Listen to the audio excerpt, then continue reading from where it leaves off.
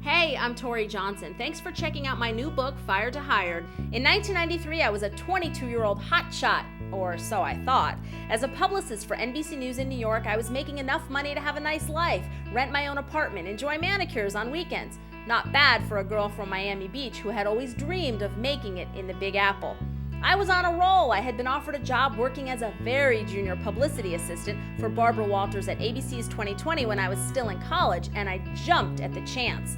Then NBC recruited me, and soon I was on a first-name basis with some of the biggest stars in broadcasting: Jane Pauley, Maria Shriver, Stone Phillips, and the late Tim Russert.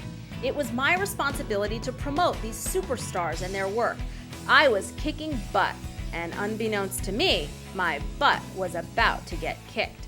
One day, an HR woman told me to report to the office of the newly appointed president of the news division. When I walked in, he was sitting in his big leather chair, and he didn't get up to greet me. Not a good sign. He told me that anytime someone comes in to take over a company or a news division, he wants to put his own mark on things, new protocols, new processes, and a new team. "Are you firing me?" I interrupted. He said, "You have 30 minutes to leave the building." I went into spin mode. I told him he was making a terrible mistake. "Talk to anyone, internally or externally," I said, "and you'll hear that I'm a great asset, that I really know my stuff, that I'm totally devoted to NBC. He looked at his watch. Changing gears, I said, "Give me 3 things to accomplish in 3 weeks, 3 months, whatever time frame you want, to prove myself directly to you." All I wanted, I said, was to stay at NBC News. He listened, cold, devoid of emotion. It was clear that I was not going to get to keep my job. As I stood up to walk out of his office, desperately trying not to burst into tears, his parting words were, "Tory, it's a big world out there, and I suggest you go explore it." I walked out in shock. My world as I had known it had come to an end. I walked to my apartment, climbed into my PJs, and threw myself a good old-fashioned pity party, catered by Haagen-Dazs.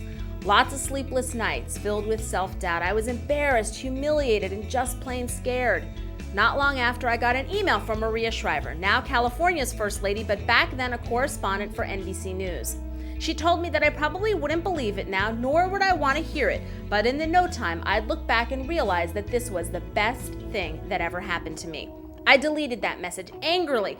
How could this successful, rich, powerful Kennedy girl, the gorgeous wife of a movie star, know how I felt? What did she know about having the carpet ripped out from under her? Surely she didn't understand about being afraid where the next month's rent would come from. But there's a reason Maria's a success at whatever she does. She's no dummy. And after the benefit of some distance, I realized she was absolutely right. This was indeed the best thing that could have happened to me.